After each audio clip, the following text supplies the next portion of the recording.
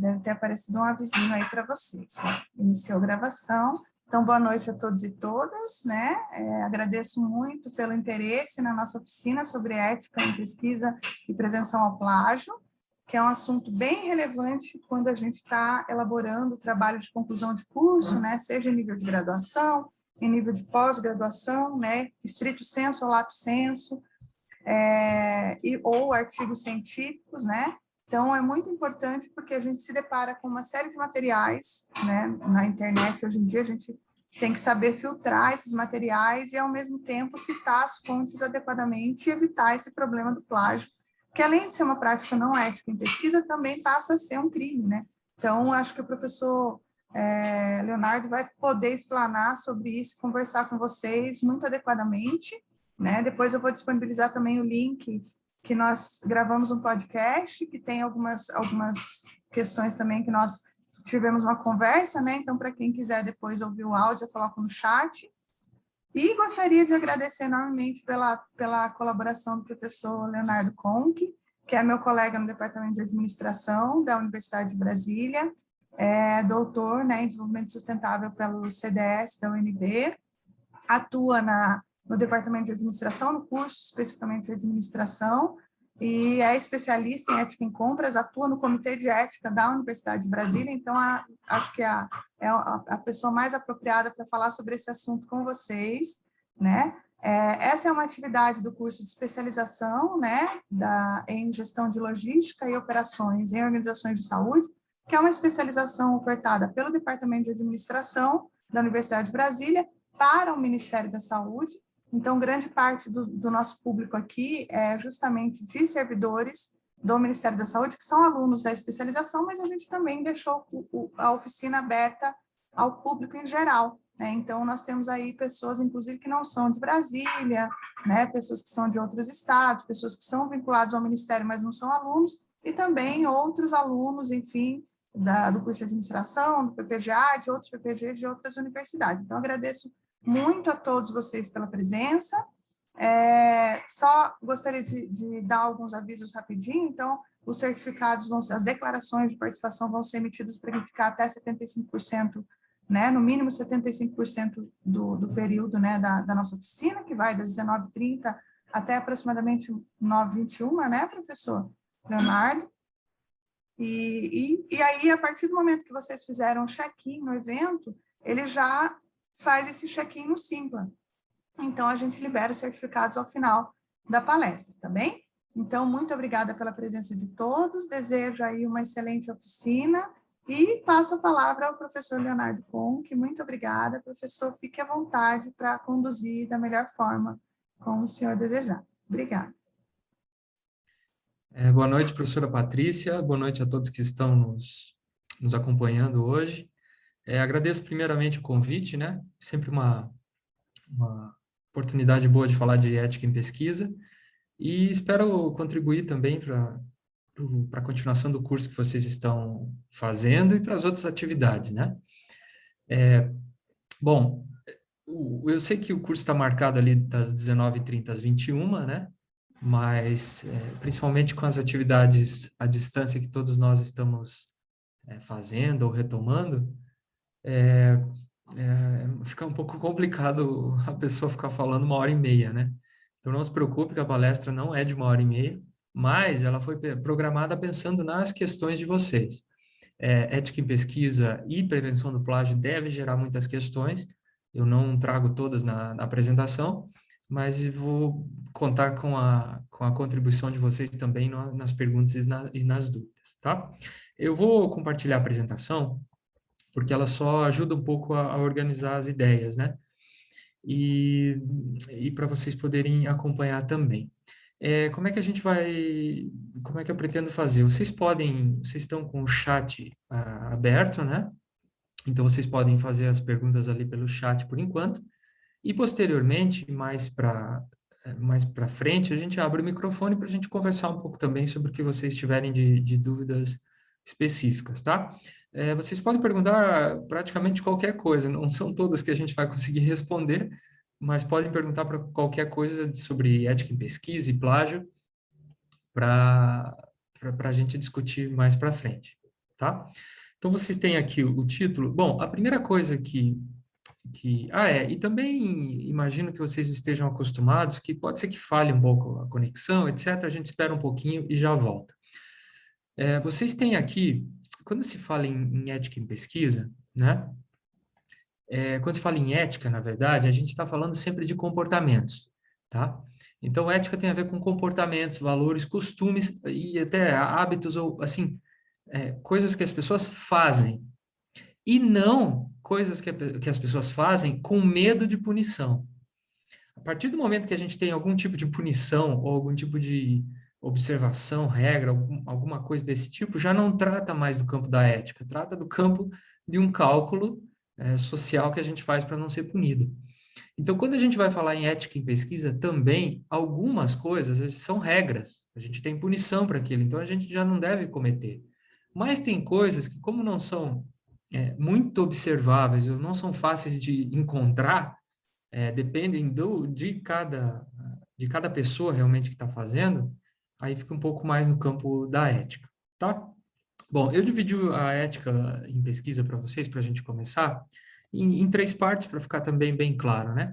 Antes, durante e depois da pesquisa. Que preocupações que a gente deve ter de ética antes de uma pesquisa? Bom, nós temos duas, tá? Duas preocupações mais importantes. A primeira, que ficou bem famosa, digamos, esta semana, é de conflito de interesses.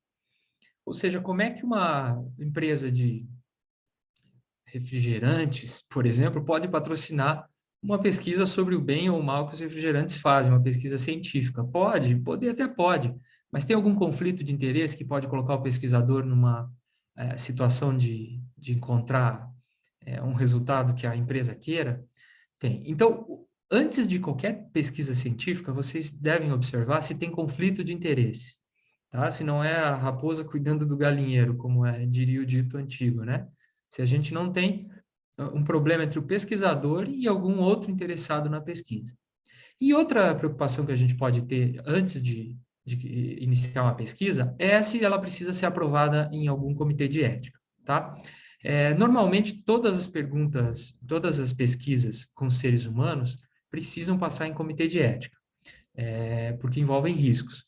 Mas tem algumas exceções. Então, assim, pesquisas de opinião pública, pesquisas só com intuito acadêmico, pesquisas com dados secundários, pesquisas com dados de domínio público, aí não precisam passar em comitê de ética. Algumas pesquisas que vocês vão fazer para o curso de vocês, ou em geral, pode ser que não necessitem também passar pelo comitê de ética, tá? Mas é uma preocupação que a gente deve ter antes. Será que a gente precisa de uma aprovação? Mas no sentido de comitê de ética, ele vira um corresponsável pela pesquisa.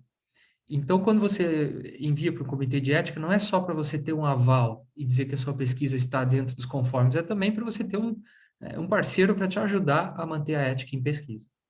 Durante a pesquisa, ou durante a realização da pesquisa, as preocupações são um pouco diferentes. Então, a primeira, e a mais importante, é respeito aos participantes de pesquisa, que é isso que os comitês de ética normalmente fazem. Você não pode colocar um participante em risco.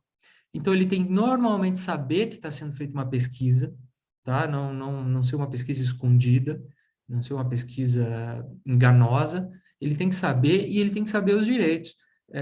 A gente não gostaria que a nossa imagem, a nossa voz, o nosso som fossem gravados ou disponibilizados sem o nosso consentimento.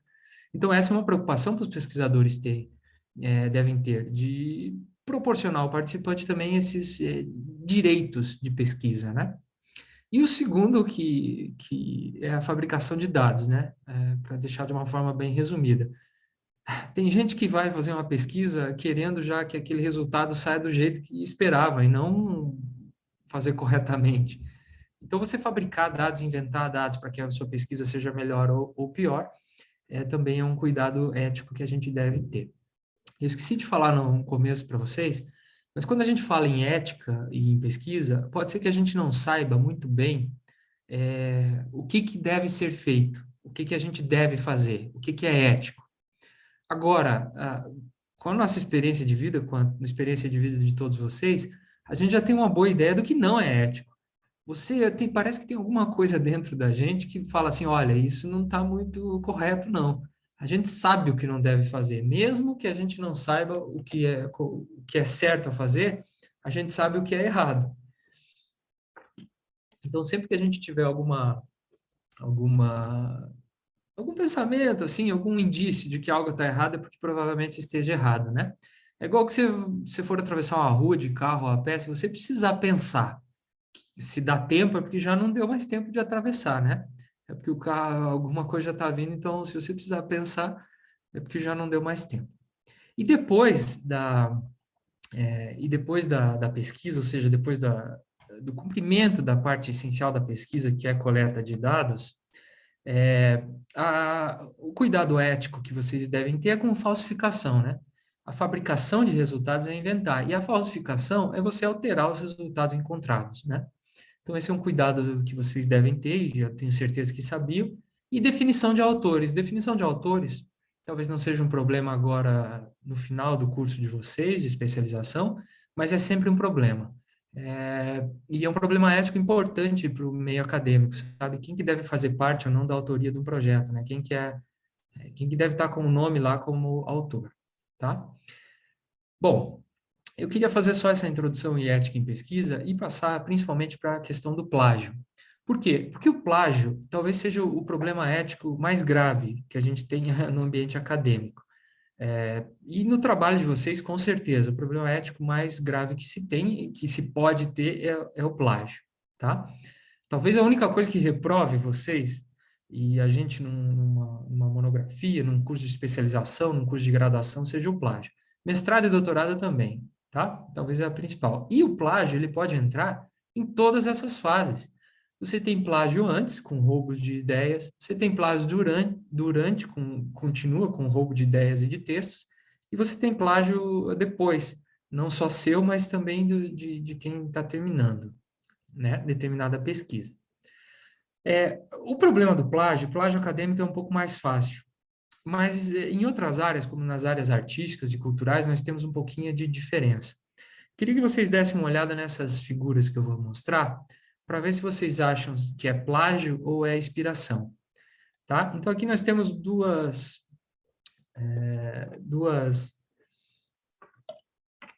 desfiles, né, de duas empresas de moda diferentes, uma da Givenchy e outra da Osklen. Isso aqui, esse tipo de flor de estampa, é plágio ou é inspiração? Vou aproveitar e colocar a outra. Percebam alguns detalhes aqui, principalmente nessa parte superior da roupa, que está em forma de gato. Isso aqui é plágio ou é inspiração? Né? Inspiração Bárbara, inspiração isso aqui? É plágio? É cópia? Tá? Vamos melhorar um pouco. Vocês devem ter acompanhado, nós tivemos a Olimpíada do Rio. Já faz alguns anos, já tivemos até outra Olimpíada, né? Mas olhem o logo da Olimpíada. E conhecem Vocês também acompanham, a roupa de gato está igual, tá assim. No logo da Olimpíada, vocês têm a tela, a dança de Matisse. Vocês têm uma fundação, Telluride Foundation, tá? Com símbolos. Você tem um governo municipal de Huatabampo. Vocês têm Mosaic Estratégias, uma consultoria. Vocês têm o Carnaval de 2004 de Salvador. Então, esses itens são inspiração ou são plágio, né? Nas artes, que é um pouquinho diferente. Passando para outra Olimpíada, o primeiro logo da Olimpíada de Tóquio, que a gente teve agora esse ano, mas era de 2020, era esse logo aqui do lado esquerdo, né? Que muito similar ao Teatro de Liege. Então, esse primeiro logo foi banido, foi acusado de plágio, foi trocado, né? Então, fizeram uma consulta popular, e daí surgiram os símbolos que a gente conhece, né? Das Olimpíadas e das Paralimpíadas, tá? Bom, aqui, ó, tem um estádio na Rússia da Copa do Mundo e que, digamos que era parecido com o estádio na África do Sul, o EFNB Stadium. e vocês podem dar uma olhada. Será que os estádios são parecidos? Né? Ah, deixa eu só voltar antes de continuar, já volto à imagem. O arquiteto do estádio russo diz que é possível que tenha alguma inspiração parecida, né? E o outro arquiteto diz que não se ofendeu, mas olha só. Olhem só para ver se é uma inspiração ou se é um plágio, uma cópia, né? Da arena. Essa imagem também pode ajudar, né? A ver se é plágio ou se é inspiração. E por fim, uma das que eu mais gosto, e apesar na verdade até não beber, mas a das que eu mais gosto é a Johnny Walker, né? A gente conhece o símbolo da Johnny Walker, uma empresa aí de destilados, e eles inventaram no Brasil um aguardente, uma cachaça, um pouquinho. Bom, eu vou mostrar para vocês, vocês vão me dizer o que vocês acham, né? Chama João Andante. Então, nós temos o Johnny Walker, que é um whisky, e nós temos o João Andante, uma cachaça. A Johnny Walker, ela processou essa cachaça brasileira, João Andante, por plágio. E a cachaça brasileira respondeu umas coisas interessantes, que foi o seguinte: bom, primeiro, não é a mesma roupa, né? O Johnny Walker está com uma roupa completamente diferente do João Andante. E o João Andante está indo para o outro lado, né? Com um perfil um pouco diferente. Né? Então, vocês percebem, a Johnny Walker acabou ganhando, a cachaça teve de mudar o nome para O Andante, né? O que foi estranho, porque parece mais uma me pareceu mais uma homenagem, né? Porque toda vez que você falasse João Andante, você ia lembrar da outra marca, do que necessariamente um plágio, tá? Então, nas artes, é um pouquinho mais difícil de a gente identificar o plágio, tá? Parece um pouquinho mais difícil, mas no mundo acadêmico é bem mais fácil. Assim como a internet veio, ela facilitou a busca de outras fontes, mas também ela facilitou encontrar o que é plágio e o que não é, tá? Uma definição de plágio para a gente é a seguinte, ó. Apropriar-se integralmente ou de parte substancial das ideias ou explicação, teoria, conclusão, hipóteses ou metáforas, ou do texto de alguém, sem o devido crédito ou citação. Então, olha que interessante. Primeiro item é apropriar-se. Apropriar-se é você tomar como seu algo que não é. Você se apropriou daquilo. E pode ser algo integral ou de parte substancial. O que acaba com o nosso mito de que se pegar uma partezinha não significa que é plágio. É sim. Outro aspecto importante desse conceito é que o plágio considera ideias e texto. Nós estamos mais acostumados com o plágio de texto, porque ao copiar o texto de alguém, você automaticamente já copia as ideias que estão naquele trecho do texto. Mas o plágio de ideias talvez seja pior. Vejam como a gente fica chateado se a gente tiver um objeto roubado. Um celular, um computador, qualquer objeto que seja alvo de furto ou de roubo, né? A gente já fica muito chateado. Agora, vocês imaginem passarem a vida inteira atrás de uma ideia, terem uma ideia original na vida, que é algo difícil de a gente ter. Quantos de nós teremos uma ideia original, uma ideia que ninguém falou antes, uma ideia somente nós, que a gente escreve, produz, etc. E ainda ter essa ideia roubada, né? Essa ideia colocada como se não fosse nossa. Então, vocês imaginem, porque querendo ou não os objetos, a maioria deles a gente substitui. Tem alguns objetos que a gente não substitui, principalmente aqueles de valor sentimental, aqueles muito antigos, inclusive de museus, né? Mas vocês imaginem terem uma ideia roubada, né? Que sensação ruim, né? Bom, então, apropriar-se de ideias ou texto sem o devido crédito é o conceito de plágio. Então, sem você dar o crédito à pessoa que teve primeiro aquela ideia, tá? São considerados plágio também roubo ou compra de texto. Então, se você contratar um autor fantasma para escrever o seu texto, talvez alguns de nós nem soubéssemos que existiam autores fantasmas e eu, em vez de estar prevenindo plágio, estou dando ideia, né? Mas, enfim, se você contratar um autor fantasma assim como é comum, às vezes, para escrever livro de gente muito famosa, para escrever discurso político, é bem comum ter autoria fantasma, né? Ou roubo, ou compra é plágio. Mudanças cosméticas, e isso aqui tem um ponto importante, então você trocar apenas por sinônimos, mudar o tempo, a voz de ativa para passiva, o tempo verbal, ou só traduzir, também é considerado plágio, claro, sem o devido crédito. Colcha de retalhos, né, ou mosaico, é um plágio menor, talvez? Mais ou menos, talvez a gente não consiga produzir um texto muito bom, mas em geral é uma forma leve, mas é uma forma de plágio, tá? E quando você tem uma fonte inexistente ou inventa alguma citação? Ah, alguém disse isso e não disse mesmo, talvez uma fake citação, também é considerado forma de plágio, né? E como eu disse, o plágio acadêmico é mais fácil de encontrar, ainda mais com a internet. Olha, aqui eu tenho um exemplo de texto original e texto plagiado. Eu vou ler o texto original e vocês podem acompanhar pelo texto plagiado, tá? Então acompanhem do lado direito para vocês verem para vocês observarem as semelhanças. A Primeira Guerra Mundial também modificou a atividade estratégica. Vejam que no texto plagiado só tem a mudança da ordem de voz ativa para voz passiva, tá? Esses textos aqui são tirados de originais, tá? Eu tenho esse artigo aqui do original e eu tenho o texto que foi plagiado.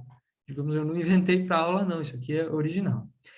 Vou continuar. Até então, o maior empreendimento conhecido pelo homem, uma guerra deveria ser organizada e administrada, o que requeria uma produção em massa igualmente organizada e administrada. Esse trecho está igual ao original.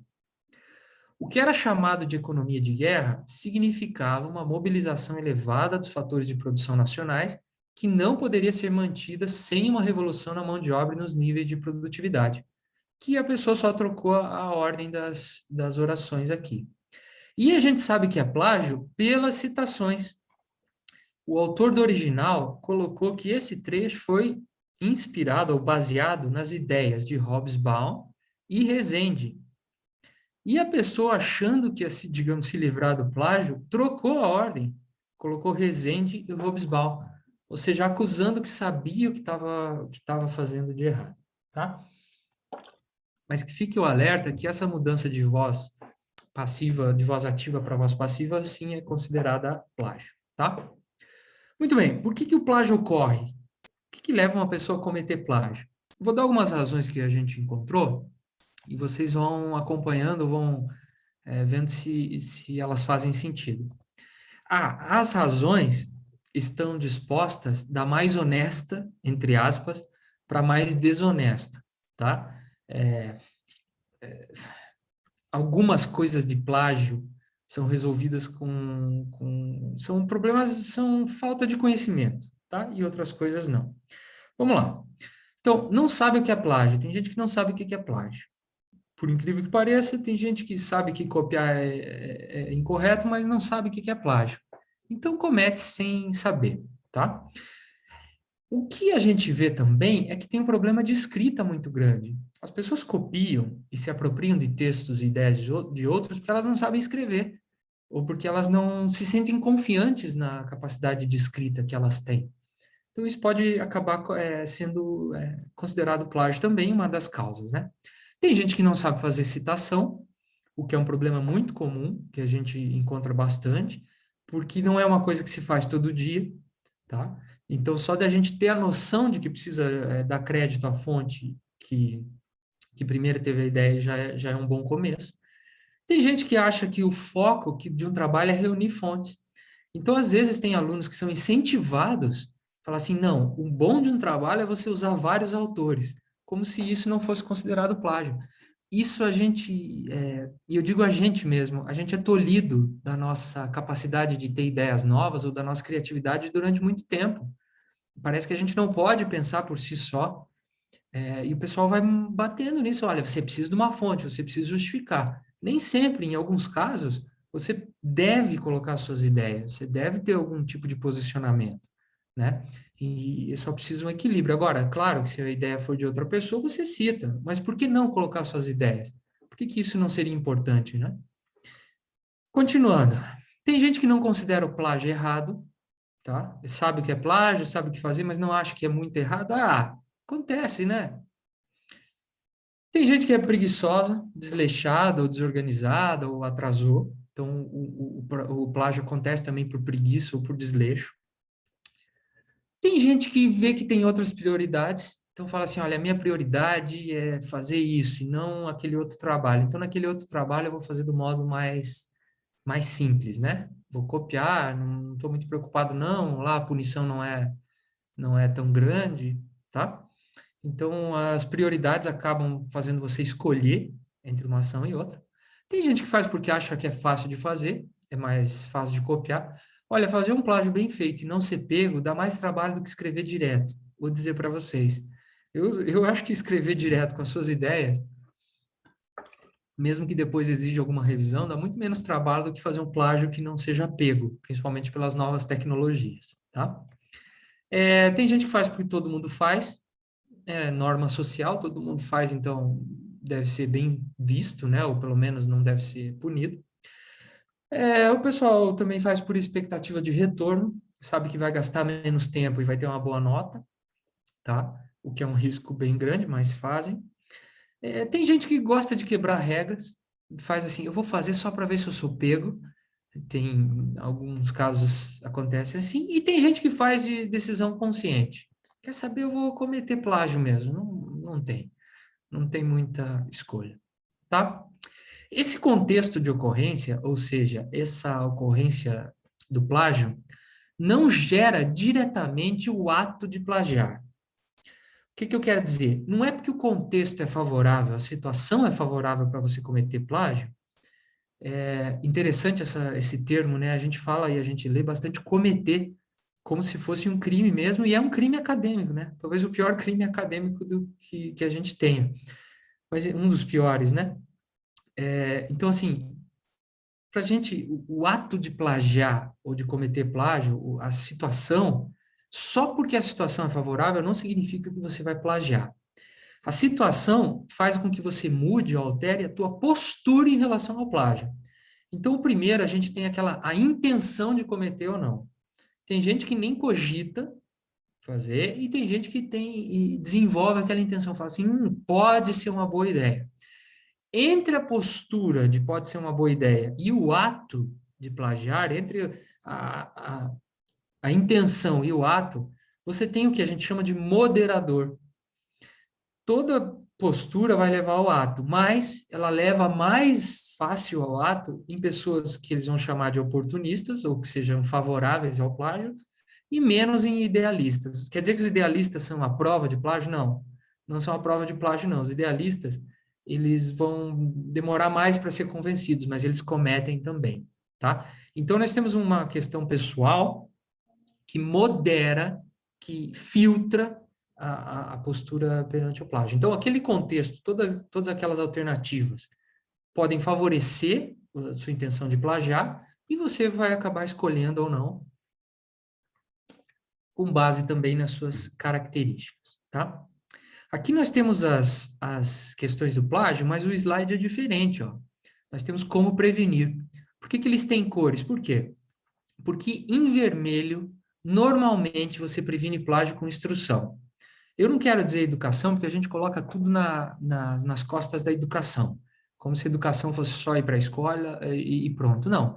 Tem essas coisas aqui você resolve com instrução, explicando para as pessoas o que são, o que é plágio, como escrever, treinando, como é citar, o que devem fazer ou não. Os itens em roxo, você resolve com instrução e com punição. Então, se a gente tem aquela ideia de que tudo se resolve com educação ou com instrução, não é bem assim. É só pensar no trânsito. Veja o risco que você corre no trânsito, muito maior do que o risco que às vezes você corre cometendo plágio, e mesmo assim a gente tem multas, leis, etc., e punições, porque infelizmente o ser humano não vai responder bem somente com educação ou com instrução. Então você faz uma combinação entre instrução e punição para conseguir mudar um pouquinho do comportamento do ser humano. Na verdade, a existência de punição e a severidade da punição, elas são um dos fatores que ajudam a prevenir o plágio, tá? Se você souber que existe uma punição e que ela é grave, talvez a reprovação, ou talvez a única coisa. Em cursos de graduação ou de especialização, você não exige nem originalidade, às vezes.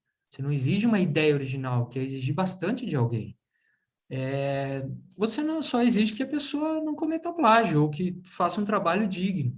Então, talvez seja o pior item mesmo. Então, com punição, realmente você acaba ajudando. E alguns itens só com punição, né? Se a pessoa gosta de quebrar regras, não tem instrução que vá ajudar. É difícil que ela mude toda essa postura, todos esses valores de um dia para o outro, tá? Bom, como é que a gente vai prevenir? Algumas dicas, né? Bom, primeiro tem que se informar e educar-se sobre plágio. Então, talvez o nosso primeiro passo seja esse, né? Vocês já conhecem plágio, já tiveram a chance de perceber situações em que ocorreram plágio, puderam escapar também de plágio, né? Então, se informar talvez seja a primeira ação. Declarações públicas tendem a diminuir. O que quer dizer uma declaração pública? Vocês sabiam que trabalhos que têm uma declaração anti-plágio, que a pessoa se compromete, tendem a diminuir a ocorrência de plágio? Então, algo para a gente sempre pensar em renovar é colocar uma declaração anti-plágio, né? Se a gente está preparando não só pesquisas acadêmicas, mas uma pesquisa para o trabalho mesmo, algum relatório de pesquisa, porque olha só, você não faz uma monografia dentro do local de trabalho, mas muitas vezes, principalmente no setor público, nós produzimos relatórios com todas as características científicas. Então, rigor no método, resultados, discussão, objetivo e citação de fontes, como a gente vê em vários relatórios do IPEA, por exemplo. Então, eles têm características científicas. E se você coloca uma característica científica ou começa a exigir de quem produz, olha, compromete-se a não estar cometendo plágio, é uma forma de prevenção, tá? Aprender a escrever. Aprender a escrever. Pena que a gente não tem mais oficinas de escrita, tá? A escrita é algo como todos os outros que a gente precisa de prática, no sentido de treinamento, de repetição. Não é fácil escrever. Não é fácil. Assim como a gente não espera que uma comida, um bolo, alguma receita saia bem já da primeira vez que a gente for fazer, por que a gente acha que um texto que a gente vai produzir, ele sai bem da primeira vez que a gente escreve? Porque a gente não tem que melhorar o texto, aprimorar, lapidar aquele texto, tá? Então, num trabalho acadêmico, a gente sempre tem que escrever. Ou a gente vai fazer resumo, ou vai fazer paráfrase, tá? Vocês sabem bem, que é colocar o mesmo significado, a mesma ideia em outras palavras, tá? Ou a gente vai escrever texto próprio. Então, a base de uma pesquisa acadêmica, a base de uma de um trabalho acadêmico é a escrita. Se a gente não sabe escrever, a gente não consegue fugir muito do plágio, porque a gente vai ter que copiar, vai ter que usar as palavras de outros e usar as ideias dos outros. Então, aprender a escrever, investir em escrita é uma boa coisa. Eu sempre fico muito curioso, eu sempre fico muito com os testes, assim, me causa um pouquinho de espanto, às vezes, com os testes que a gente faz para ser contratado em algum lugar. A gente faz teste para ver se você é uma boa pessoa, sabe trabalhar em equipe, hoje em dia, as habilidades comportamentais, as soft skills, e daí a gente contrata pessoas que não sabem escrever, não conseguem escrever um e-mail, não conseguem escrever um relatório, né? São habilidades básicas, né? Então, não sei se a escrita não devia ter um peso maior sempre nas nossas atividades, né? Bom, e por fim, você, quando for reproduzir o significado de um texto, você não pode só usar suas próprias palavras.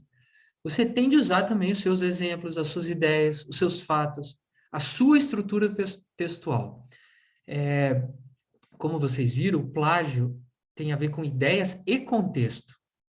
Então, se você copiar a ideia de alguém e colocar só quando você estiver reproduzindo a ideia de alguém, é melhor que você use as suas palavras também. Uma dica que eu dou para vocês fazerem paráfrases ou resumos, assim, sem cometer tanto plágio, peguem um parágrafo que vocês acharam bom, leiam aquele parágrafo uma vez e já escrevam o que entenderam. Escreva exatamente o que entenderam com as suas palavras. Depois vocês melhoram o texto. Mas já escreva a primeira vez com as suas palavras, porque daí já dá uma ideia, você não fica tão apegado àquele texto original, e depois vai trabalhando. Lembrem-se sempre, vocês precisam dar crédito às ideias também. Não é porque vocês escreveram uma ideia de outra pessoa com o texto seu que ela se torna sua, não. Vocês precisam dar crédito às ideias também, tá? Sempre dar crédito às pessoas que tiveram a ideia primeiro. Aqui nós temos uma história interessante que é da burocracia. A gente só sabe quem inventou a palavra burocracia porque um senhor chamado o Barão de Green, Diderot Green, era um barão, né? Ele falou que o senhor Vicente de Gournay, um economista, excelente cidadão, respeitável pela sua correção, e que foi muito cedo, dizia que na França eles tinham uma doença que causava uma grande devastação, que se chamava buromania, né? Mania de escritório, mania de mesa, mania, no caso de regras que seja. E se fazia uma quarta ou quinta forma de governo sob o título de burocracia, né? Governo do escritório. Então, o Diderot, que comentou que a ideia foi do Vicente de Gournay. Então, assim, o Diderot Green, no caso aqui, né? O senhor Barão de Von Green, ele deu o crédito a quem teve a ideia primeiro, que foi o economista chamado Vicente de Gournay. Então, que interessante, né? Que bonito a pessoa dar o crédito à ideia antes. O Einstein, quando foi defender a sua principal teoria na Academia Prussiana, ele fez os cálculos matemáticos incorretos. Então, tem até um documentário do Discovery Channel, do History, desculpe, que é um pouco antigo, porque hoje em dia o History Channel já não passa tanto coisas históricas, né? Mas tem um documentário mais antigo sobre Einstein que ele apresentou, a ideia era dele, mas os cálculos matemáticos estavam errados. Ele era um ótimo matemático, mas não era o melhor. Então, um matemático da plateia, chamado David Hilmer, chegou, não se sabe exatamente como é que foi, mas os indícios apontam que o David Hilmer chegou nos cálculos corretos antes do Einstein, mas claro que falou que a ideia era do Einstein, né, da teoria da relatividade. Mas é interessante você dar o crédito para outra pessoa, né? Enfim, também deixar claro num texto quais ideias são suas e quais são de outras fontes. Aqui eu trago um exemplo um pouquinho mais popular que a gente tem, e não só porque essa historinha aqui é boa, mas se vocês começarem a perceber, as histórias em quadrinho, já há alguns anos, 5, 6, talvez quase 10 anos, já trazem aqui roteiro, desenho aqui embaixo, né, arte final e letras, de quem foram os autores dessa história em quadrinho, do roteiro, desenho final. Claro que o nosso conhecido Maurício de Souza já não inventou, fez muita coisa, mas contratou uma equipe. E antigamente a equipe fazia também e não saíam os nomes. Então a gente está numa época de defesa dos direitos autorais. E é importante que o seu trabalho, a sua autoria, o seu trabalho intelectual seja reconhecido. Então, se vocês perceberem nas histórias em quadrinhos, nós temos já roteiro, desenho, enfim, créditos a quem fez, né? Diferença entre de quem que é a ideia realmente, tá? E aprenda a citar e referenciar. Eu sei que vocês tiveram uma oficina sobre referências no Mendeley, vocês conhecem citações e referências, eu não vou me ater muito a esse ponto, só vou retomar algumas coisas para a gente conversar bem, mas aprendam a citar e referenciar. Uma coisa que o pessoal não leva a sério é isso. Quando você cita e referencia num texto, isso aumenta o valor do seu texto. Claro que não é o texto todo. Se você não colocar nenhuma ideia própria, alguma coisa está errada. Mas quando você coloca a ideia dos outros, mostra respeito, mostra caráter, mostra esforço de pesquisa. Olha, foi atrás, tem muitas fontes, aparentemente leu muita coisa. Então, a lógica é um pouco diferente, tá? Não citar nada está errado, citar tudo está errado, mas um bom tanto de citação e referência está correto, tá? Deixa eu passar esse aqui, a ordem seria melhor diferente, ó. Só para vocês saberem, citação é essa de cima. Professor Leonardo, parece muito simples isso daí, a gente sabe, ótimo, mas é bom ficar bem claro mesmo. Citação é essa em cima. que é um trecho usado de um texto. E referência é como a gente fala quando nós vamos fazer uma entrega em casa. As empresas perguntam, você tem algum ponto de referência? Ou seja, um conjunto de informações que me permitam encontrar aquele local, ou no caso, encontrar aquele texto. Então, uma citação é isso aqui em cima, e a referência é isso aqui embaixo, que são os elementos que permitem que você encontre alguma coisa. Tá? Tem diferença para quando a gente falar de citações e referências. Uma não vive sem a outra, você não adianta colocar uma citação e não colocar a referência, e vice-versa. Não adianta colocar uma referência e não ter citado nada no texto naquele item. Os tipos de citação que vocês têm são essas aqui, que vocês conhecem bem.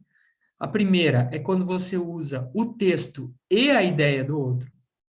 Aí a gente faz uma citação direta, ela precisa de aspas, número de página, etc. O segundo é quando você usa texto seu, mas a ideia do outro.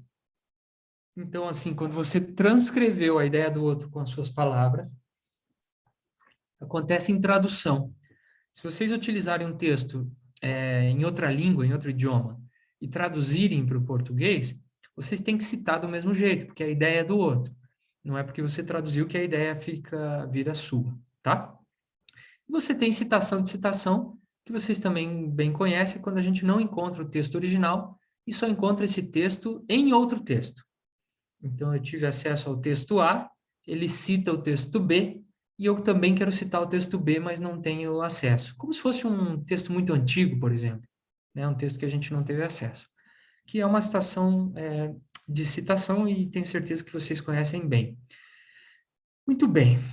Atalhos. Temos atalhos para citações? Temos sim.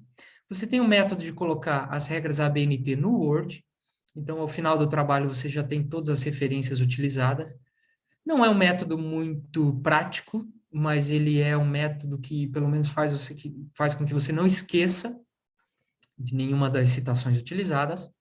Nós temos o que eles vão chamar de MORE, né? Mecanismo Online para Referências, que foi produzido pela UFSC, tá? Universidade Federal de Santa Catarina.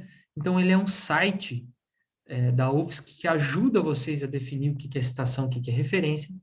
Tem muitos documentos de bibliotecas, as bibliotecas das universidades e bibliotecas de órgãos públicos também têm indicações de citação e referência. Vocês têm, e daí eu gostaria que vocês, daqui a pouquinho, já vou voltar para o chat aqui, e eu gostaria que vocês me lembrassem, se eu não colocar, eu vou ver se o chat permite compartilhar com vocês esse manual. A Universidade Federal do Paraná produziu um manual de normalização de documentos científicos, e gratuito e disponível na internet. Por quê? Porque as regras ABNT, elas são pagas e a gente não tem acesso tão simples assim. Nós temos acesso pela universidade, vocês devem ter acesso pelo Ministério, mas a UFPR fez, com base na ABNT, um conjunto de normas ainda mais completo, que ensinam vocês a referenciar e citar tudo que vocês precisam. Então, se vocês digitarem Manual de Normalização de Documentos Científicos, vocês já acham. Aliás, você acha um manual completo, que indica como como escrever documentos, ofícios, memorandos, etc. Todas as etapas de um trabalho, é um manual bem completo, tá? Então, Manual de Normalização de Documentos Científicos. O que mais comum que vocês têm é o Google Citar, tá? Que eu já vou dar um exemplo aqui. Ele não é tão confiável assim. Ele é um bom começo, mas vocês precisam saber citar e referenciar para ver se o Google está correto. Como as coisas do Google, ele é fácil de achar, mas a qualidade precisa ser sempre avaliada, tá? E o EndNote, Mendeley e esses outros programas que vocês já tiveram na outra oficina. Olha aqui o exemplo do Google Citar.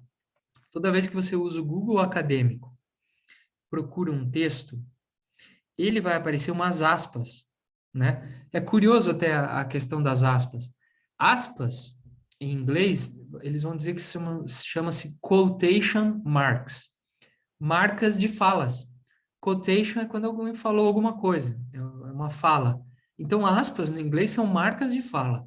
Nos jornais, quando a gente vai assistir um jornal, eles falam assim, fulano respondeu à nossa equipe e disse, abre aspas.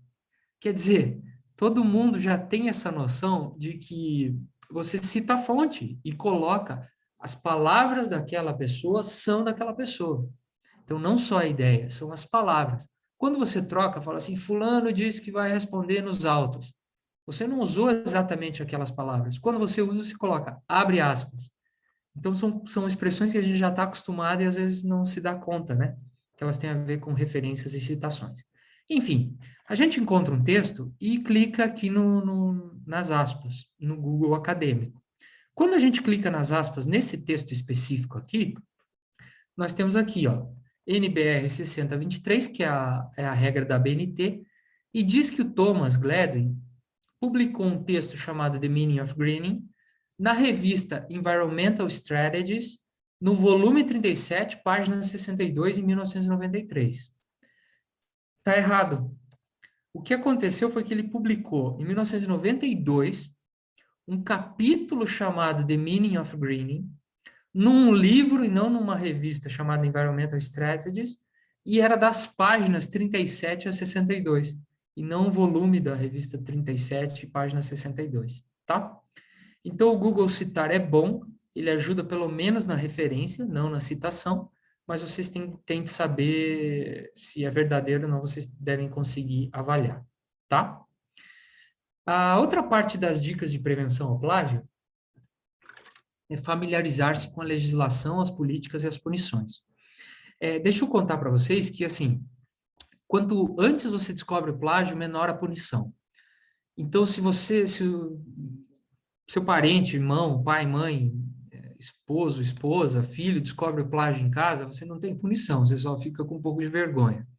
Se o teu orientador descobre antes de uma banca ou antes de apresentação, você pode perder o orientador ou a orientadora e talvez tenha algum problema, mas não muito grande, porque foi antes da apresentação.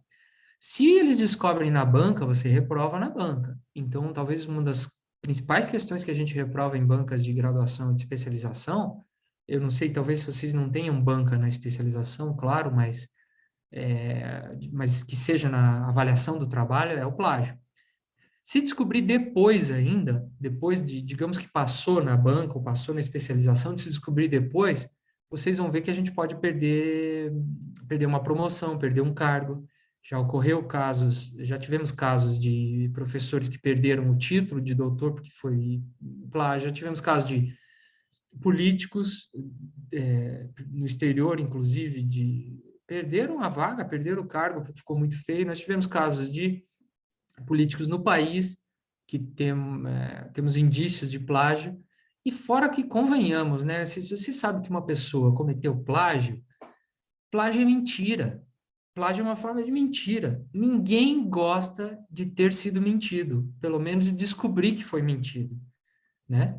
Começa por aí. E segundo, que a pessoa que mente num trabalho acadêmico ou comete plágio gera algum tipo de desconfiança. Não tem como não gerar.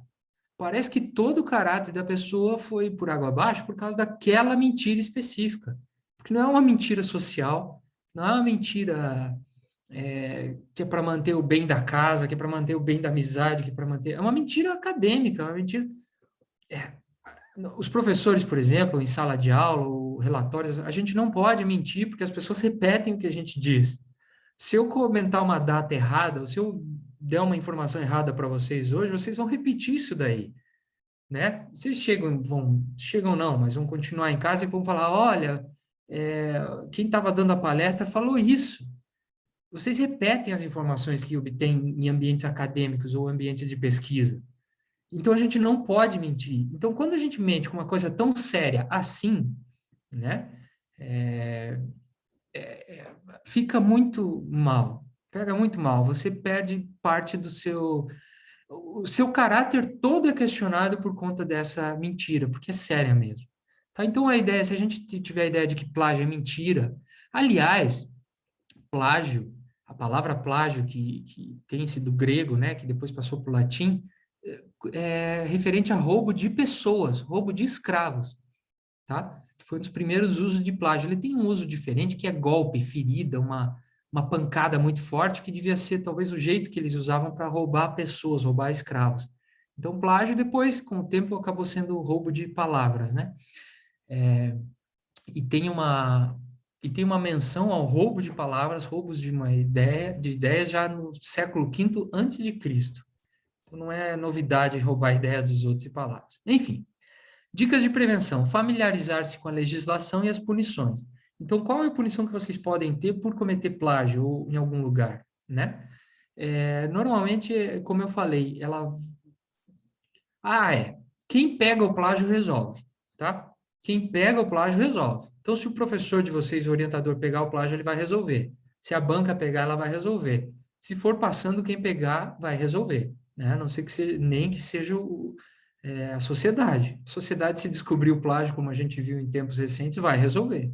Vai dar um jeito de resolver o problema. Enfim, o que acontece com vocês? O que pode acontecer se cometerem plágio e forem pegos, né? Então, a gente tem gradações de punição. Normalmente, são punições acadêmicas e da instituição, mas considerando a lei dos direitos autorais, porque não tem uma lei do plágio, você infringir a lei de direitos autorais, você pode ser responsabilizado também, tá? E o curioso é isso, o risco é muito alto, né, para uma coisa simples, porque se você reproduzir a notícia com a menção do autor, ou se você citar para fins de estudo, não é considerado plágio, e você não tem ofensa aos direitos autorais, então é algo muito simples de resolver. Eles dizem que o plágio é um problema de 4 instâncias: ética, pedagógica, institucional e jurídica. E você responde por elas, né? A única que talvez você não responda é na dimensão ética, que é a dimensão pessoal. O que pode acontecer com você pessoalmente? Quem que vai punir você pessoalmente, né? Você vai se autopunir por ter cometido plágio? Não. Talvez você vá para o inferno, né? Ou talvez você não seja uma boa pessoa, ou talvez tenha algum dos colegas ali de vocês, amigos, familiares, alguém que admira vocês, que perca a admiração. Talvez seja a única punição ética que a gente tenha. Mas pedagógica, a punição pedagógica é normalmente perda de título, né? A punição institucional também, perda do título, não aprovação.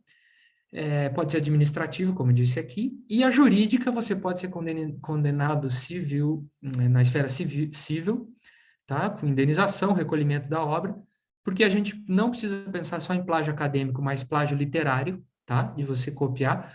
Vocês precisam ver, a última que a gente viu foi plágio de música, né? Eles estavam pedindo que a Adele, aquela cantora, tinha plagiado um texto, uma parte de uma música do Martim, não é música do Martim da Vila, mas que o Martim da Vila popularizou, né? Então, assim, muitos artistas estão condenados por plágio, porque é mais fácil de buscar hoje em dia, e você pode ter também na esfera criminal, né? Inclusive ser condenado a 3 meses a 1 ano e 4 se for pirataria, inclusive na reprodução de obras. Então, é a mesma lei que cuida da reprodução de obras, xerox, essas coisas, tá? De plágio. Então, os principais métodos são esses: instrução, aprender e punição. Vamos às perguntas, pessoal? Eu vou abrir aqui para vocês. Espero que tenham perguntas aqui, tá? Aqui, isso. Nós temos uma audiência boa. A audiência foi desde o começo da audiência específica, né? E eu vou abrir aqui para desmutar vocês para a gente conversar algumas coisas. Eu falei um pouquinho mais do que eu esperava, mas espero que não tenha sido tão monótono assim para um vídeo. Vamos lá.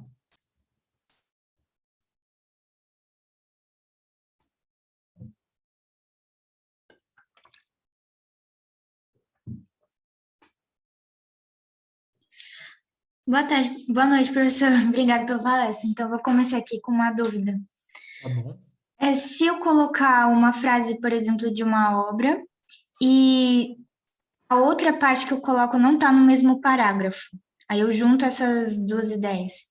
Eu tenho que separar elas e citar cada... verdade. Deixa. Se eu, por exemplo, resumir, né? Não ficar com ponto final, aí eu posso citar uma vez só o autor?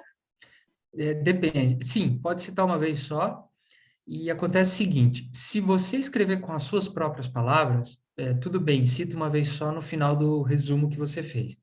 Se você estiver fazendo citações diretas, você, no final da primeira frase, você coloca só a página, e no final da segunda frase, a página e todo o resto dos itens de autor, e o sobrenome do autor e ano da publicação. Então, só se for uma citação direta, você tem que diferenciar as páginas, tá? Senão, põe uma citação só. Entendi, ficou claro. Obrigada, professor. Nada.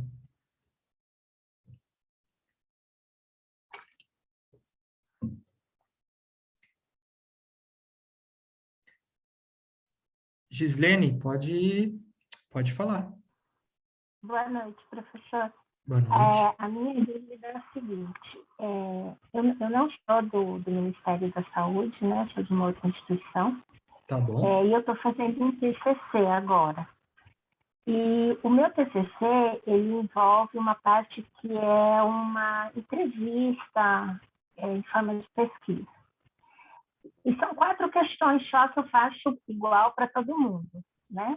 Tá. E aí, uma das pessoas que é muito, tem uma expertise muito grande no tema, ele, em vez de ele responder as questões como todo mundo, ele escreveu muita coisa muito rica, né? Tá. E aí, a minha pergunta é, ele me autorizou a usar no trabalho o texto que ele escreveu, e como é que eu cito isso? Porque não é uma obra, é uma coisa que ele sentou e escreveu, respondendo ao meu questionamento pontual ali. E o que ele escreveu tem mais a ver com fatos históricos, o que aconteceu no longo do período. Ele cita leis, ele cita uma série de coisas. Então, como é que eu referencio isso no trabalho? Gislene, é uma boa pergunta. Eu acho que entendi e vou tentar responder, tá?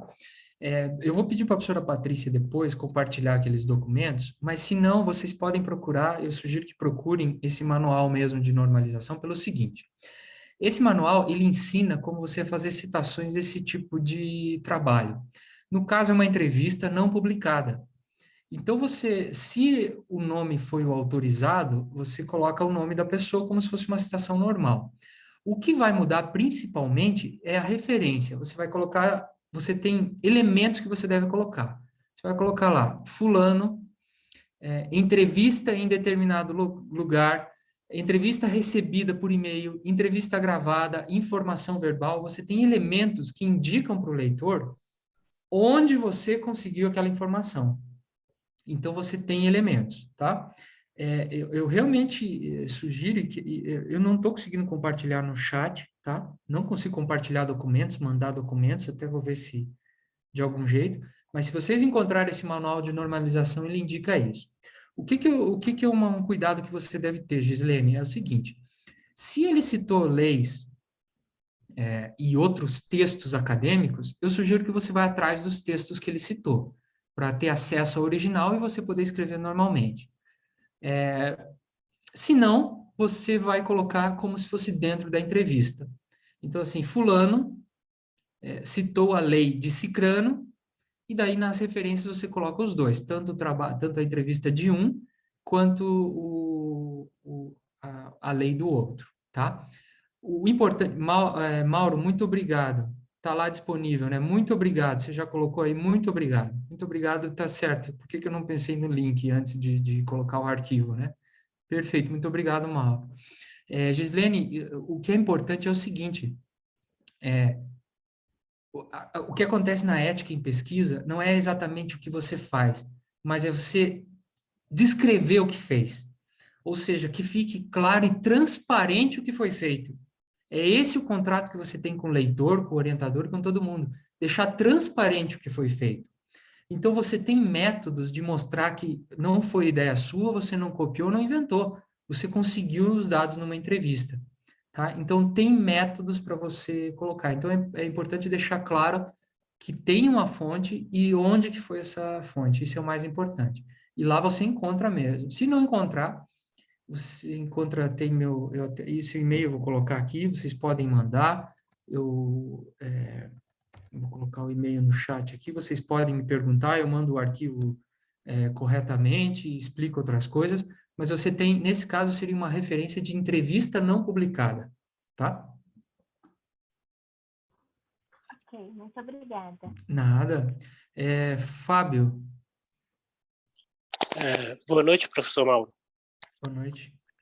Você citou algumas aplicações que auxiliam na elaboração do referencial e na citação. Eu queria saber se você pode sugerir algum programa que possa auxiliar nós, alunos, a evitar o plágio.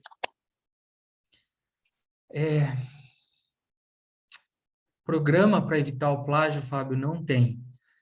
Vocês vão encontrar vários programas para encontrar, que daí é o lado de cá que usa para saber se um texto é plagiado ou não, tá?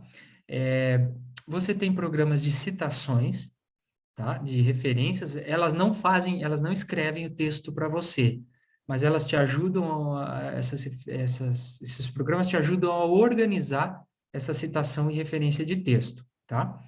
A forma de você prevenir o plágio é escrevendo corretamente. Então, assim, o programa deve ter algum programa que ajude a escrever melhor, mas eu não sei se eles cumprem o papel, né, de colocar um sinônimo, ou seja, escrever por você. Eles daí não cumprem o papel, não cumpre o papel de você produzir aquele texto, né?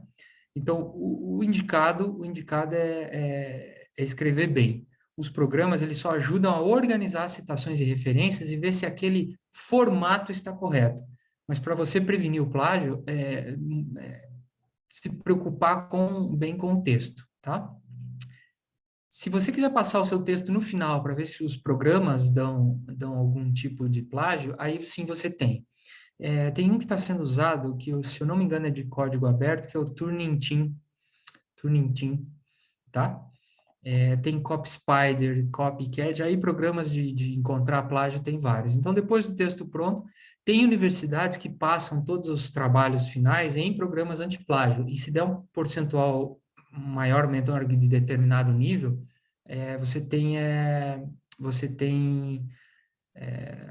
a pessoa não é ou não aprovada, tá? A professora Patrícia já colocou no site ali, que é provável que seja isso que você quisesse. E aquele site que ela colocou é genial também. É a Escrita Científica da Unidade de São Carlos, da USP de São Carlos. Então, além de programas, dicas, etc., eles têm outras ferramentas que ajudam na escrita científica, tá? Obrigado, professora Patrícia. Renata, por favor. Professor, boa noite. Boa noite. Eu estou fazendo meu trabalho de conclusão, sou do Ministério da Saúde, né, após de logística, e tem algumas referências, né, alguns textos de sites oficiais, de páginas do Ministério da Saúde, secretarias de saúde, que usam exatamente o mesmo texto para determinado assunto. Como citá-los? Tá. Bom, aí nós temos duas coisas. Se eles usam o mesmo texto, a gente tem que ver se teve alguém que teve... Se é um texto que alguém teve a ideia antes, é um texto que vale a ideia, ou se é só, digamos, um texto padrão, que é repetido, tá? Por exemplo, quando a gente tem algumas notícias da EBC, né, da Empresa Brasileira de Comunicações,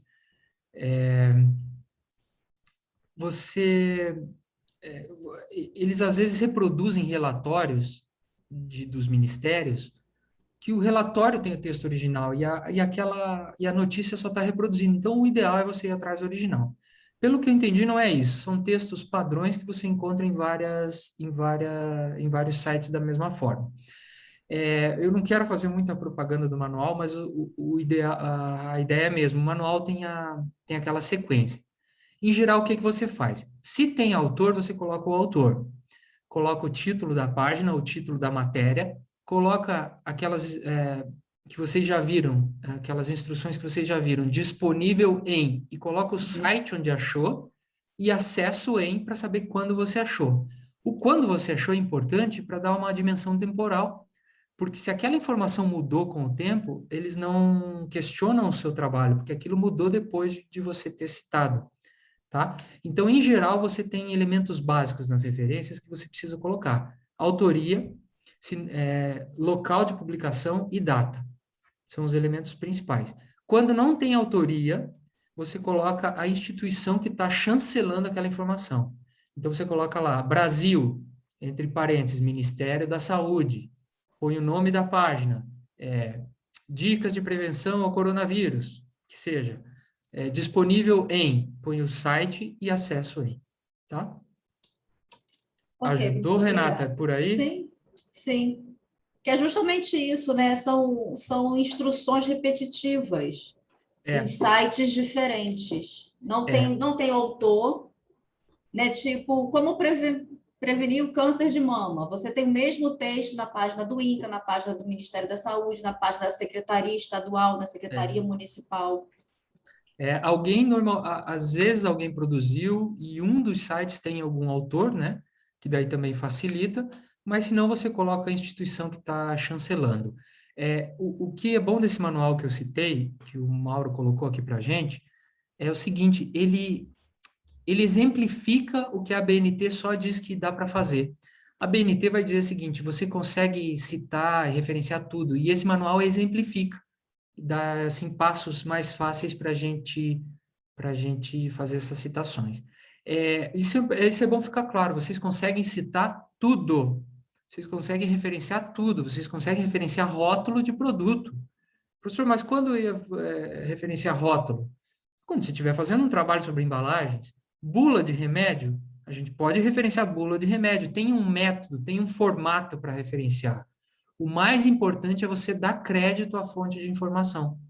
Então, o formato você vai adaptar, vai aprender a fazer, mas o crédito àquela fonte que é o mais importante na ética em pesquisa e na prevenção do plágio também, tá? O que mais?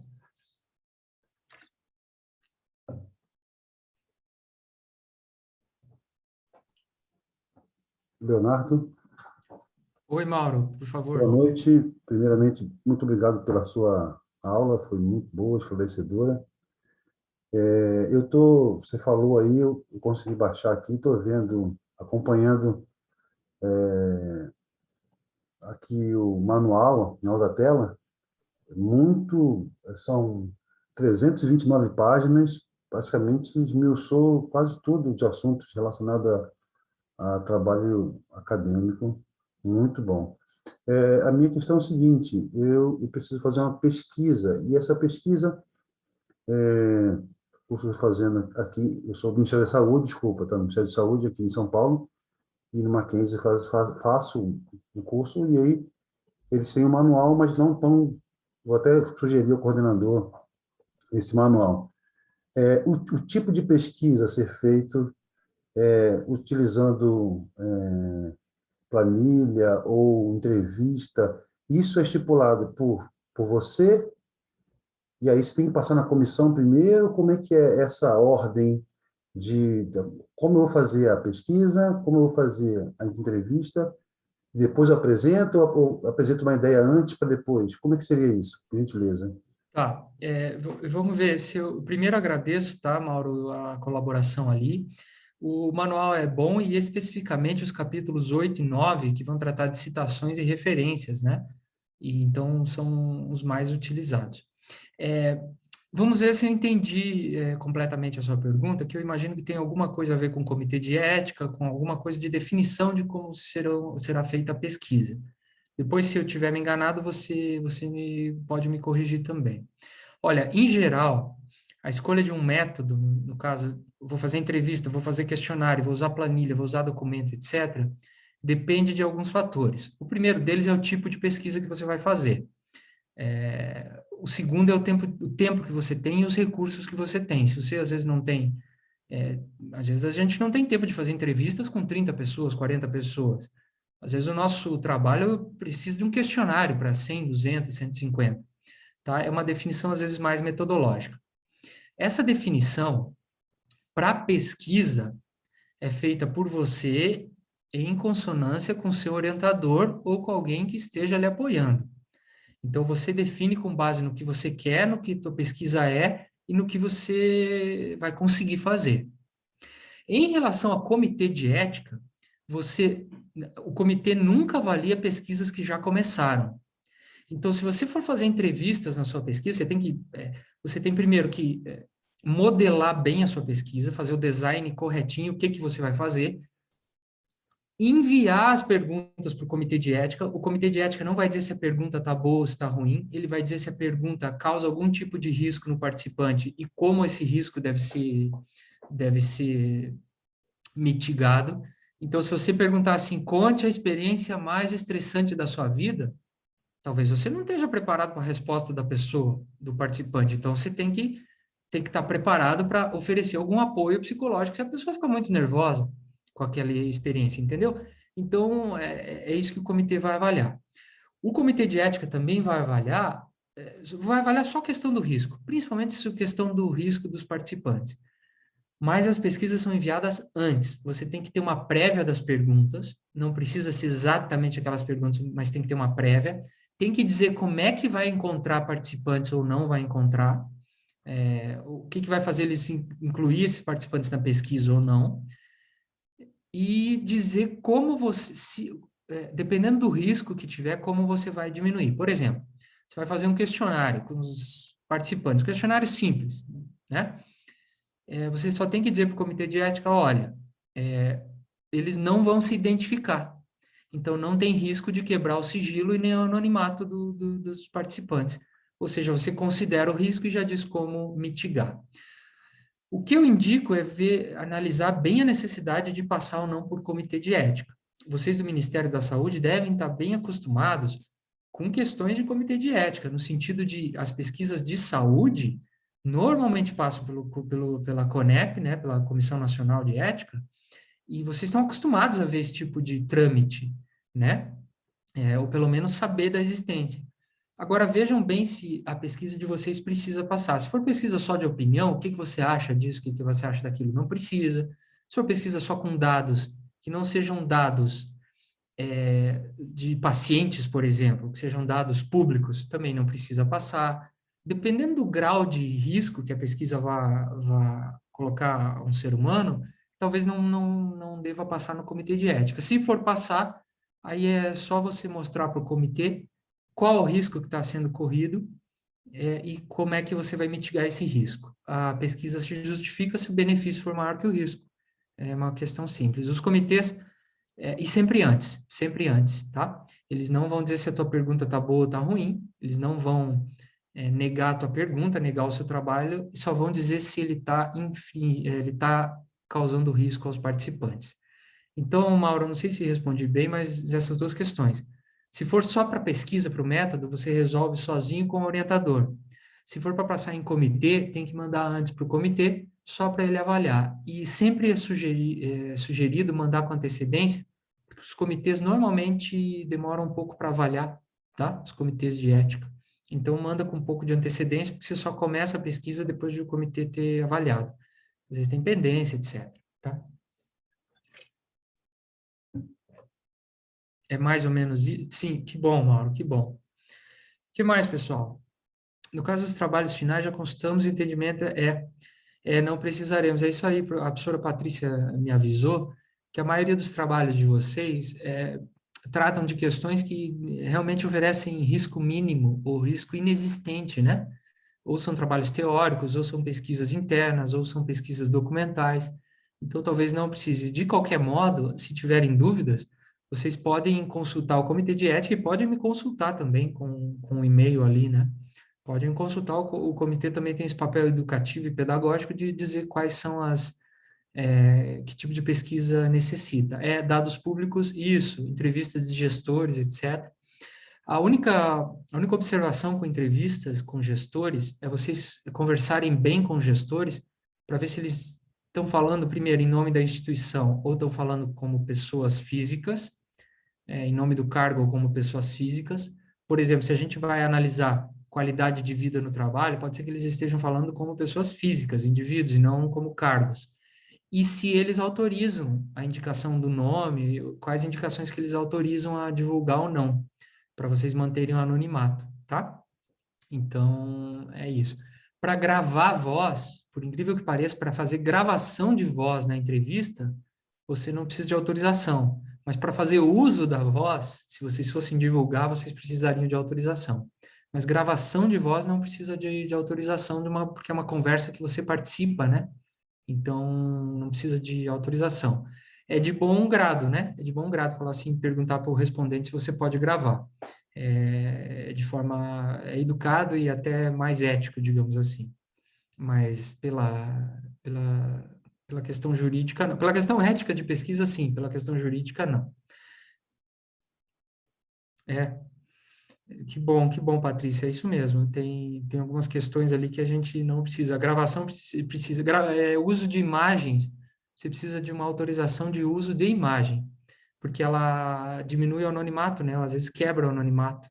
Então, o Google teve problemas com isso. O Google tirou todas as placas daquele Google Street View, tira todas as placas e os rostos de pessoas, porque eles estavam tirando fotos de pessoas em situações ou em locais que elas talvez não devessem estar e foram reconhecidas. Então, o Google deve ter mais, eu acho que mais trabalho tirando placa e cara de rosto de pessoa do que realmente gravar a rua, né? Isso. A gente precisa de declaração para uso de imagem, precisa sim, tá?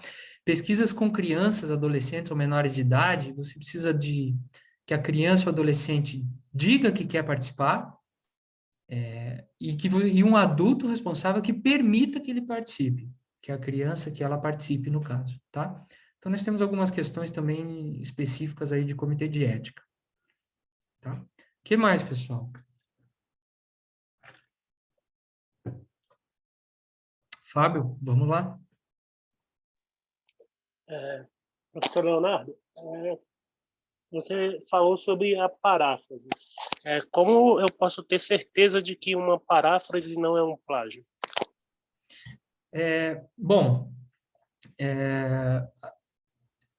Você pode diminuir a chance de uma paráfrase ser plágio pelas palavras. Então, é o seguinte, não trocar somente dois ou três sinônimos. Usar uma estrutura textual sua, que eles chamam. Não trocar só voz ativa e voz passiva. Em vez de a guerra modificou, a guerra foi modificada, ou foi modificada pela guerra. Isso também não adianta. Você também pode ver o tamanho, né? O tamanho do texto. Normalmente, paráfrases têm tamanhos diferentes do texto. Você pode conectar as ideias de autores. Então, não usar aquela ideia daquele autor de forma isolada, mas em comparação com ideias de outros autores, tanto comparação contrastante de ideias diferentes, como comparação reforçadora de ideias conectadas, que vão diminuir a paráfrase. O que eu acho, que eu dei de dica, a principal dica, é você ler uma vez e já escrever o que entendeu. E depois tentar modificar o texto sem ficar consultando o original, tá? Depois melhorar o seu texto ali sem consultar o original. Por isso que é um trabalho de desenvolver a escrita.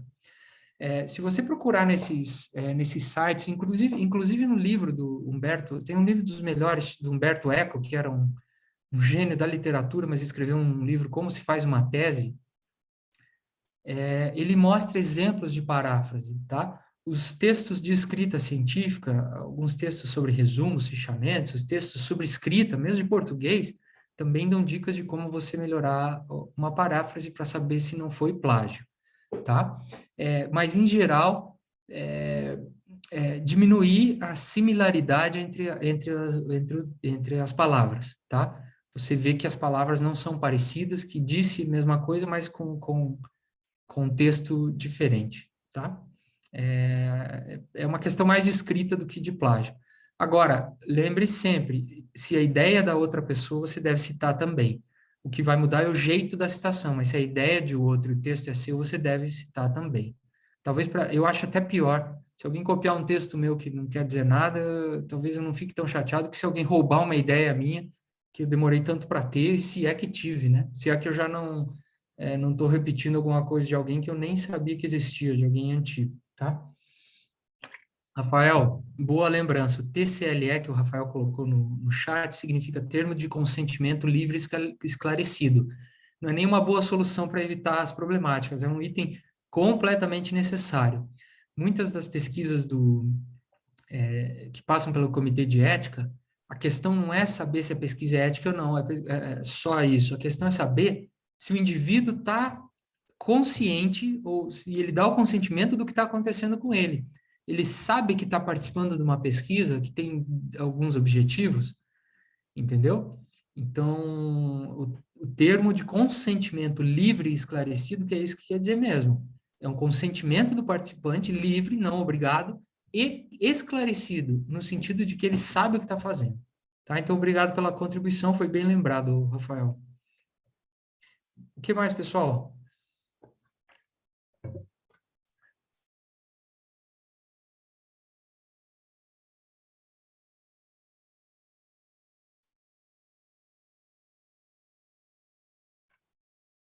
Tá bom?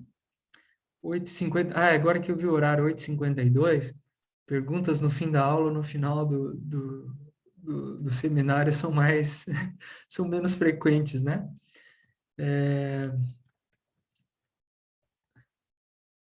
Então, assim, Patrícia, eu acho que é isso, tá? Eu acho que é isso. O que que eu posso fazer? Quais os tipos de plágio mais comuns? É o plágio de texto. Patrícia, eu vou terminar essa do Fábio. O tipo de plágio mais comum é de texto. Tem uma estatística? Não, não tem, porque quando você acha plágio, primeiro é difícil encontrar, e quando encontra, ou as pessoas não divulgam, no caso, você não pode ficar divulgando nomes, mas enfim. Mas o plágio mais comum é de texto, porque o plágio de texto já implica num plágio de ideias, tá? Então, ao copiar o texto, você já está surrupiando, né? Saqueando a ideia da outra pessoa. Então, o plágio mais comum é o de texto, tá? Até porque as ideias originais não são tão comuns assim. A gente passa uma vida sem ter nenhuma ideia original, o que é difícil. Como é difícil ter uma ideia original, viu, pessoal? Então, a gente tem que protegê-la bem.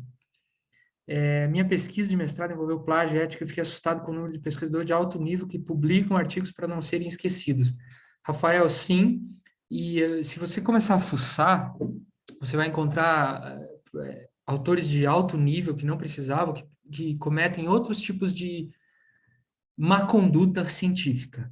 Por exemplo, publicar o mesmo artigo em português e em inglês em duas revistas diferentes, obviamente. Então, você consegue ter mais pontos, publicou a mesma ideia, se autoplagiou e, digamos assim, ninguém descobre. Tá? Então, com uma pesquisa, você consegue duas coisas. Você vai se impressionar. Isso, plágio mosaico, máfia da citação. Então, você combina o que muita gente fazia quando fazia trabalhos na escola. Você tinha duas disciplinas, que os dois professores pediam trabalho em grupo, as pessoas, cada uma fazia um trabalho e colocavam os nomes dos dois nos dois trabalhos. Acontece em textos acadêmicos. Você tem um grupo de pesquisa, cada um faz um trabalho, você coloca o nome dos 4 ou 5 nos 4 ou 5 trabalhos realizados, só troca a ordem de autoria e tem todo mundo, em vez de 1 ponto, tem 5 pontos. Então, tem sim, tem muita coisa. E aí, esses casos de ética na academia têm causas um pouco diferentes, né, das que a gente viu de plágio. Eu me ative às práticas de plágio e de alunos ou de graduandos, porque eu achei que era o foco aqui. Mas, digamos assim, profissionais do conhecimento, aí as causas são um pouco diferentes, tá? A má-fé aumenta e a falta de instrução diminui. Todos nós já aprendemos sobre isso. Posso sim, Fábio, posso explicar o autoplágio. Autoplágio é quando você usou um texto seu que já foi publicado em um lugar para publicar em outra revista. Então, por exemplo, isso não parece um problema para a gente. Fala assim, mas a ideia foi minha, o parágrafo foi meu? Por que se eu já publiquei numa revista eu não posso usar em outra? Porque ao publicar numa revista, você transfere os direitos autorais para aquela revista. Então, você usar o mesmo texto que você já usou, ludibriando os leitores que acham que aquele texto é novidade, ou seja, você está repetindo algo que já foi publicado, é uma forma de plágio. A gente chama de autoplágio porque ele não está roubando ideia de ninguém, ele só está repetindo uma ideia própria. É um problema que pode não ser um problema para o autor, mas é um problema para os periódicos, os jornais, para as revistas. E é um problema para os leitores, porque eles estão sendo enganados, tá? E normalmente é intencional, tá? Tem um filme mais antigo, Encontrando Forrester. que é um rapaz muito talentoso para escrita, que encontra o Sean Connery, que é um escritor. E o rapaz não consegue escrever, não consegue começar o texto. Sean Connery, que é o escritor famoso, empresta 2 parágrafos para ele, e o resto ele escreve sozinho, mas ele pegou emprestado para aquecer aqueles 2 primeiros parágrafos. E quando vão avaliar o trabalho dele, falaram, olha, ou você tem autorização do autor para repetir esses parágrafos, ou é plágio. Aí o autor vem, enfim, não quero dar spoiler, né, mas como é um filme antigo, Encontrando Forrester, bom filme. O senhor, qual é a chave para a elaboração de um bom trabalho sem problemas? O Cassiano, que pergunta difícil, né? Pergunta difícil. Eu posso responder de forma clichê, esforço, leitura, ler bastante, o Rafael diz, Cassiano, é muito difícil. Esforço, não tem trabalho bem feito, não tem trabalho se você não consegue dedicar um tempo de qualidade para aquilo, né? Mas isso não é só com trabalho acadêmico, é para todos, né? Então, assim, você precisa dedicar um tempo de qualidade para aquilo, focado naquilo. Mas uma dica que eu considero boa é a seguinte, a humildade para saber que você precisa de ajuda, de apoio, você precisa aprender. Você começar um trabalho achando que o que você faz já é muito bom, é um sinal ruim. Então, a cautela para saber que você precisa lapidar, aprimorar aquilo, talvez seja a principal dica, né? Então, a professora Patrícia colocou muito cuidado, mas quando a gente fala, muito cuidado, parece um nível de atenção. Não, ela quis dizer muito cuidado com as coisas. Tem até acho que um livro que o Leonardo Boff escreveu, que ele fala a ética do cuidado, que a gente, não é isso que está no livro, mas assim, as coisas precisam de atenção, igual uma planta. Você precisa fazer aquilo com atenção, com cuidado. Todos vocês são bem capazes. Então, se vocês colocarem essa capacidade, esse potencial que vocês têm para fazer bem feito aquilo que vocês se propõem, e quando não souberem pedirem ajuda, não tem como sair um trabalho ruim, entendeu? Aceitar as críticas dos orientadores e revisores. A professora Patrícia coloca aqui, é mais ou menos isso. Talvez aproveitar as boas ideias das outras pessoas, né? A gente está aqui nesse encontro, e quem disse que eu sou, por exemplo, quem disse que eu sou a pessoa que melhor cozinha entre nós que estamos aqui? Ou que melhor escreve? Ou que melhor calcula? Ou que melhor desenha? Ou que melhor dirige? Então, se eu tenho essa consciência de que eu tenho pessoas que podem me ajudar, que talvez tenham algum conhecimento adicional, também é um bom auxílio, né? Faz com atenção, com cuidado, é melhor 1 hora bem feita do que 3 horas meio assim, né? Separa a parte do dia que você consegue, que está mais atenta. Então, Cassiana, é difícil, não consigo te responder sem ser frases clichês, né? Mas realmente elas são elas que mais ajudam. Fazer com atenção, fazer com cuidado, né? Fazer com qualidade. Vocês sabiam que é melhor a pessoa não fazer do que fazer mal feito? Vocês sabem disso. Se alguém se propõe a cozinhar para vocês e fala assim, estava com má vontade, coloquei muito sal, pouco sal, é pior. Você pede para a pessoa, por que não disse que não podia? Que daí eu fazia de algum jeito. Então, quando estiver fazendo aquilo, se dedique àquilo, né? Eu acho que é a melhor dica para você fazer um trabalho bem feito.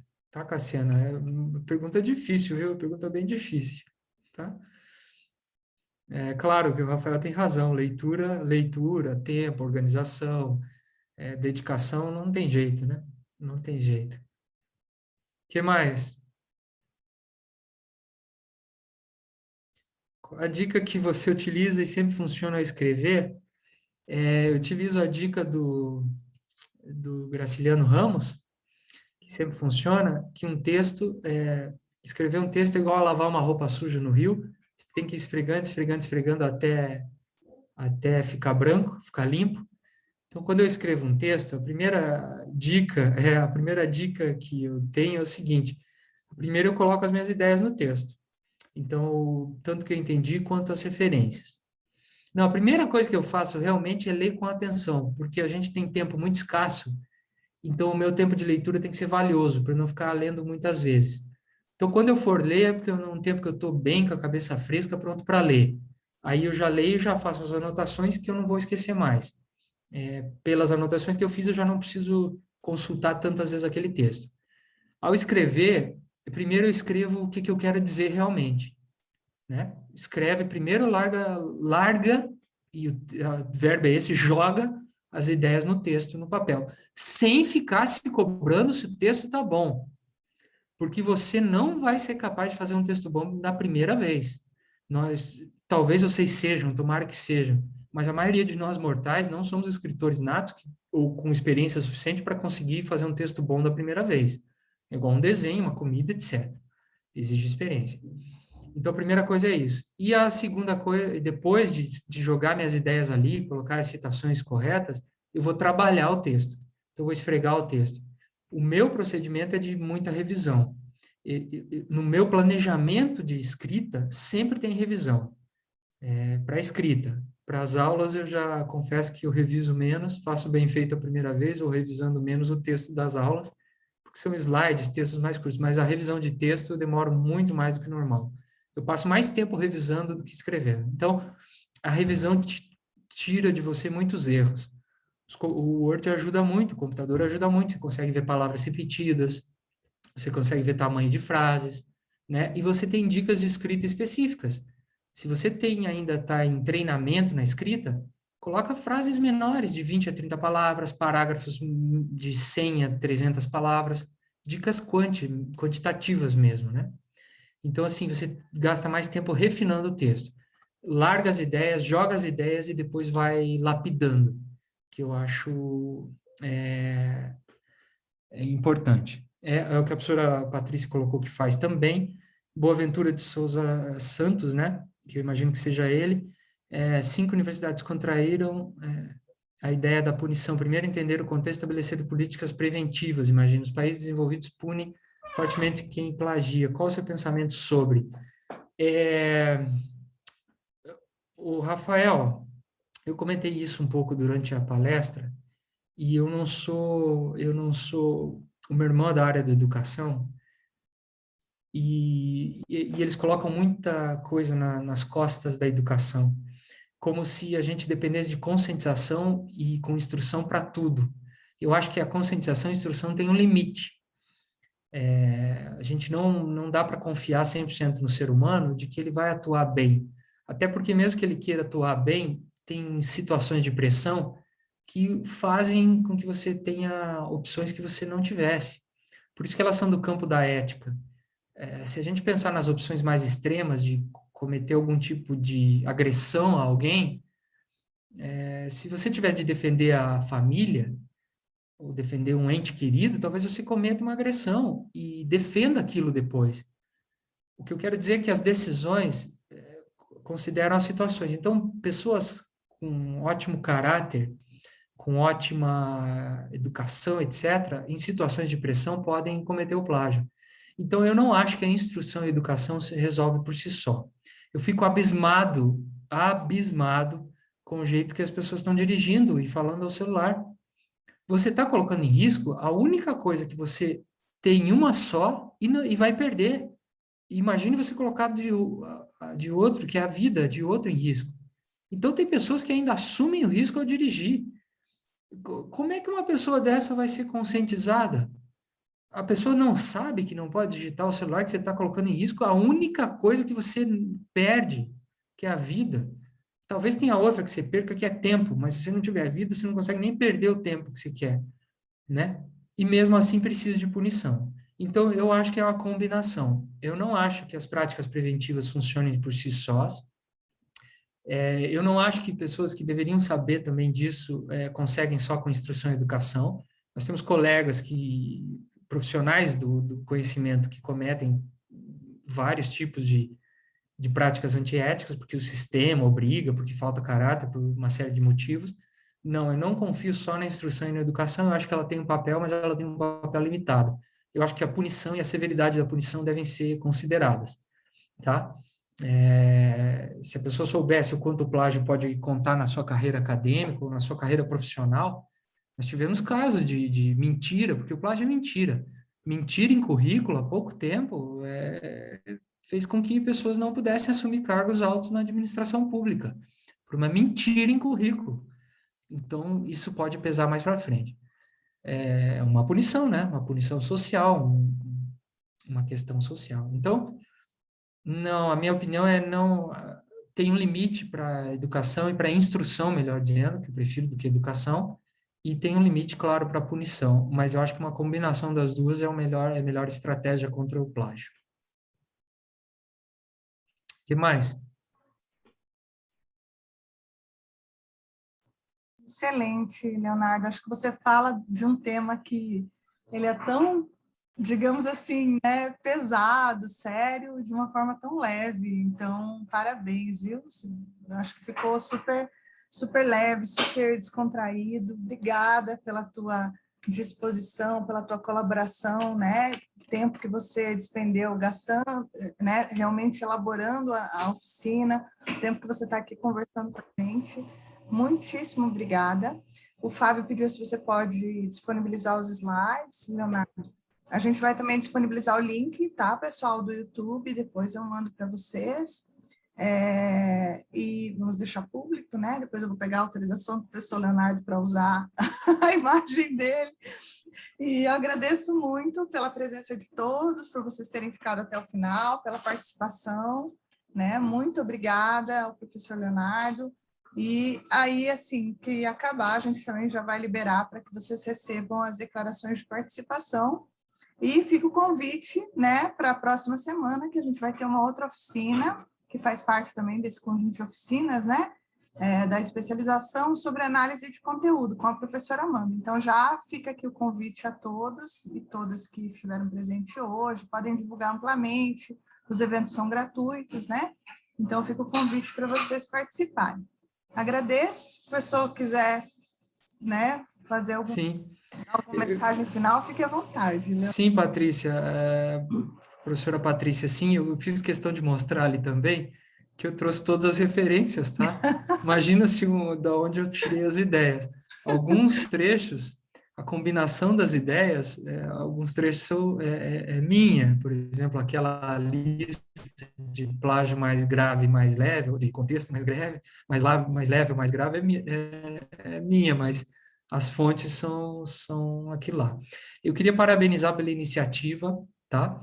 Eu estava pensando aqui, eu falei com a professora Patrícia no começo, acho muito positivo, nós tivemos 18 pessoas, mas tivemos 18 pessoas que acompanharam do começo ao fim, então, que aproveitaram, então a gente se sente gratificado também de poder participar e conhecer, e vejam que maravilha dessa tecnologia, né? A gente vai cansando dos vídeos, nós tivemos aqui o Mauro de São Paulo, a Gislene de outra instituição, pessoal tenho certeza que de outras instituições e que a gente acabou não sabendo, mas de outros lugares. Você vê que maravilha poder compartilhar, conhecer, saber um pouquinho mais. Então, eu agradeço o convite, a confiança, tá? É um tema que eu realmente me interesso falar, então estou sempre disponível, mas tem mais gente disponível, então agradeço a confiança e agradeço a companhia de vocês, né? Companhia, você vê, 7h30, começou 9 da noite, quem trabalha e estuda, ou tirando esse tempo que às vezes está de família para se dedicar ao ensino, conhecimento, etc. Então, também vale o esforço, né? Então, espero ter sido à altura do que vocês tinham de expectativa, que essa é o nosso principal medo, a nossa principal preocupação. Claro que disponibilizo completamente as questões, até porque algumas ideias não são minhas, a gente só organiza modo de falar, né?